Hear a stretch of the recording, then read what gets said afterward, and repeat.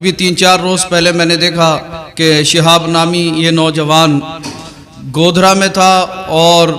بتا رہا تھا کہ اسے ابھی کئی روز جو ہے وہ راجستھان تک کا سفر طے کرنے میں لگیں گے، اور طرح طرح کی افواہیں بھی آنے لگی۔ وہ شہاب نامی نوجوان کہہ رہا تھا کہ میں ابھی گودھرا میں ہوں اور مجھے تقریباً 5 دن جو ہے وہ راجستھان تک پہنچنے میں لگ جائیں گے، لیکن سوشل میڈیا پر دیکھا جا رہا ہے، کوئی کہہ رہا ہے کہ شہاب بھائی پاکستان پہنچ چکے ہیں، پاکستان کے پورو پرائم منسٹر عمران خان جو ہے وہ ان کا استقبال کرنے کے لیے بارڈر پہ پہنچے۔ کوئی کہہ رہا ہے کہ پاکستان کی آرمی نے شہاب بھائی کا جو ہے استقبال کیا، ویلکم کیا، سواگت کیا۔ طرح طرح کی افواہیں جو ہے وہ شہاب نامی شخص کے نوجوان کے نام سے سوشل میڈیا پر پھیلائی جا رہی ہیں۔ کچھ لوگوں نے یہ کہا کہ پیدل حج کا سفر کرنا جائز نہیں ہے، تو کچھ لوگ جو ہے وہ پیدل حج کے سفر کرنے کی فضیلتیں بھی بیان کر رہے ہیں۔ میرے پاس بھی کافی سارے فون آئے، احباب نے کہا کہ سید صاحب اس کے تعلق سے ہمیں بتائیں کہ پیدل حج کا سفر کرنا جائز ہے یا ناجائز ہے، یا شہاب نامی نوجوان سے پہلے کوئی اور بھی پیدل حج کا سفر کرنے کے لیے گیا یا نہیں گیا۔ قرآن اور حدیث کی روشنی میں یہ واضح فرمائیں کہ پیدل حج کا سفر کرنا جائز ہے یا ناجائز ہے۔ تو میں نے بھی فیس بک پر 2 پوسٹ دیکھی۔ ایک حدیث یہ تھی کہ حضرت عقبہ بن عامر رضی اللہ عنہ کے تعلق سے حدیث وائرل ہو رہی ہے، حدیث بالکل صحیح ہے، بخاری شریف کی حدیث ہے۔ حضرت عقبہ بن عامر رضی اللہ عنہ روایت فرماتے ہیں کہ میری بہن نے یہ نظر مانی کہ میں پیدل چل کر حج ادا کروں گی، اور مجھے حکم دیا کہ میں نبی کریم صلی اللہ تعالی علیہ وسلم کے دربار گوہربار میں حاضر ہوں اور سرکار صلی اللہ تعالی علیہ وسلم سے یہ دریافت کروں، اس کے تعلق سے معلوم کروں کہ میری بہن نے یہ نظر مانی ہے کہ وہ پیدل چل کر حج ادا کرے۔ تو میں جب سرکار کی بارگاہ میں حاضر ہوا، حضرت عقبہ بن عامر رضی اللہ عنہ فرماتے ہیں میں نے سرکار کی بارگاہ میں عریضہ رکھا تو سرکار صلی اللہ تعالی علیہ وسلم نے ارشاد فرمایا کہ وہ پیدل سفر کرے اور سوار ہو جائے۔ مطلب یہ ہے کہ جب تک وہ پیدل چلنے کی ہمت اور طاقت رکھتی ہیں تب تک وہ پیدل سفر کریں، اور جب پیدل سفر کرنے میں دقت ہو، پریشانیاں ہو، کٹھنائیوں کا سامنا کرنا پڑے تو وہ پھر سوار ہو کر سفر کریں۔ یہی روایت ابن سنن نسائی میں بھی ہے۔ حضرت عبداللہ ابن عباس رضی اللہ عنہ روایت فرماتے ہیں کہ حضرت عقبہ بن عامر رضی اللہ عنہ جو ہے وہ سرکار کی بارگاہ میں حاضر ہوئے اور عرض کیا، یا رسول اللہ صلی اللہ تعالی علیہ وسلم میری بہن نے یہ نظر مانی ہے کہ میں پیدل چل کر حج بیت اللہ کی سعادت سے سرفراز ہوں گی۔ میری بہن جو ہے وہ پیدل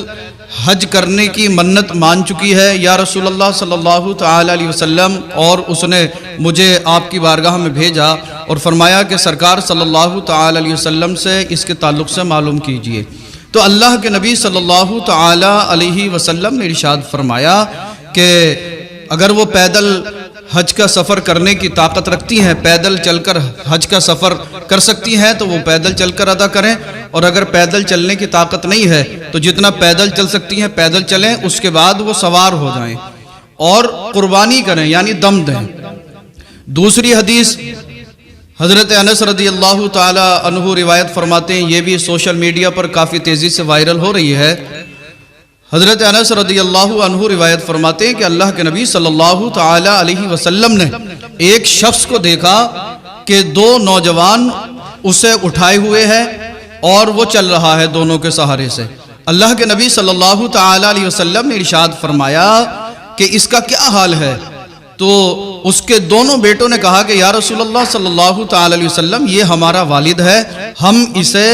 اٹھا کر اسے سہارا دے کر چلا رہے ہیں۔ سرکار نے فرمایا ایسا کیوں؟ ان دونوں نے عرض کیا، یا رسول اللہ صلی اللہ تعالی علیہ وسلم ہمارے والد نے یہ نظر مانی کہ میں پیدل چل کر حج کا سفر ادا کروں گا، پیدل چل کر میں مکہ المکرمہ پہنچوں گا اور حج بیت اللہ کی سعادتوں سے مالا مال ہوں گا۔ اللہ کے نبی صلی اللہ تعالی علیہ وسلم نے ارشاد فرمایا کہ جب یہ شخص کمزور ہے، پیدل چلنے کی طاقت نہیں رکھتا، تو اس نے یہ نظر مانی اللہ اس کے پیدل چلنے سے بے نیاز ہے، اس سے کہو کہ یہ سوار ہو جائے اور قربانی کرے یعنی دم دے۔ اللہ اکبر۔ حضرات یہ بات واضح ہے، ان دونوں حدیثوں سے یہ معلوم ہوتا ہے کہ پہلی جو تھی وہ عورت تھی، وہ بھی پیدل چلنے کی طاقت نہیں رکھتی تھی۔ دوسرا شخص جو ہے وہ ضعیف ہے، کمزور ہے، لاغر ہے، وہ بھی پیدل سفر کرنے کی طاقت نہیں رکھتا تھا۔ اسی وجہ سے اللہ کے نبی صلی اللہ تعالی علیہ وسلم نے دونوں سے فرمایا کہ سوار ہو جائیں اور دم دیں یعنی قربانی ادا کریں۔ تو ہرگز اس کا یہ مطلب نہیں ہے کہ اگر کوئی پیدل چلنے کی ہمت و طاقت رکھتا ہو، پیدل چل کر وہ مکہ المکرمہ تک پہنچ سکتا ہو یا مدینہ منورہ تک کا سفر وہ پیدل طے کر سکتا ہو، راستہ پرامن ہو اور توشے کا انتظام ہو، کسی طرح کی کوئی دقت پریشانی اسے راستے میں نہ ہو، تو بلا شبہ جائز ہے کہ پیدل چل کر حج کا سفر ادا کرے۔ اس میں کوئی دو رائے نہیں ہے کہ اگر راستہ صحیح ہے، پیدل چلنے میں کوئی دقت نہیں ہے، راستے میں لوگ اس کے کھانے پینے کا انتظام کر رہے ہیں، استقبال کر رہے ہیں، حج کا سفر ہے، مقدس سفر ہے، بیت اللہ کے حج کے لیے جا رہا ہے، تو مصافحہ کرنا، پھول کے ہار پہنانا، نذرانہ پیش کرنا، خدمت کرنا اور اس کا استقبال کرنا جب وہ حج کے سفر پر جا رہا ہے۔ بھئی سرکار فرماتے ہیں نیت المؤمن خیر من عملہ، مومن کی جو نیت ہے وہ اس کے عمل سے بہتر ہے۔ اب کچھ لوگ کہہ رہے ہیں کہ اس کی نیت جو تھی وہ فیمس ہونے کی تھی، اس کی نیت جو تھی وہ مشہور ہونے کی تھی، شہرت پانے کی تھی۔ بھئی غیب کا علم تو اللہ ہی رکھتا ہے، عالم الغیب بالشہادہ اللہ رب العزت کی ذات ہے، تو اللہ اور اس کا رسول صلی اللہ تعالی علیہ وسلم بہتر جانتا ہے کہ اس کی نیت کیا ہے۔ لیکن ایک مومن کے لیے یہ ضروری ہے کہ وہ دوسرے مسلمان کے لیے بدگمانی کرنے سے بچے۔ خلاصہ کلام یہ ہے کہ لوگ جو طرح سے اس شخص پر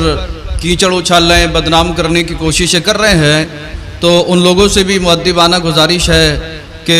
اچھی سوچ رکھیں اور دوسرے لوگوں کے بارے میں اچھا سوچیں۔ اگر اس کی نیت اچھی ہے تو اللہ رب العزت اسے اس کا اجر عطا فرمائے گا، اور اگر خدا نہ کرے اس کی نیت کوئی اور ہے تو اللہ اور اس کے رسول صلی اللہ تعالی علیہ وسلم بہتر جاننے والے ہیں۔ تو اللہ اس کے حال پر کرم فرمائے، اور اللہ جو ہے ہم سب کو بھی دوسرے مسلمانوں کے بارے میں اچھی سوچ رکھنے کی توفیق عطا فرمائے۔ لہٰذا جو لوگ طرح کی افواہیں پھیلا رہے ہیں ان سے مؤدبانہ گزارش ہے کہ وہ افواہیں نہ پھیلائیں۔ شہاب بھائی ابھی غالباً راجستھان تک بھی نہیں پہنچے ہیں، اور لوگ جو ہے انہیں پاکستان کوئی کہہ رہا ہے کہیں پر، کوئی کہہ رہا کہیں پر، کوئی کہہ رہا کہیں پر، طرح کی افواہیں پھیلائی جا رہی ہیں۔ لہٰذا شہاب بھائی کے بارے میں جو ہے اگر انسان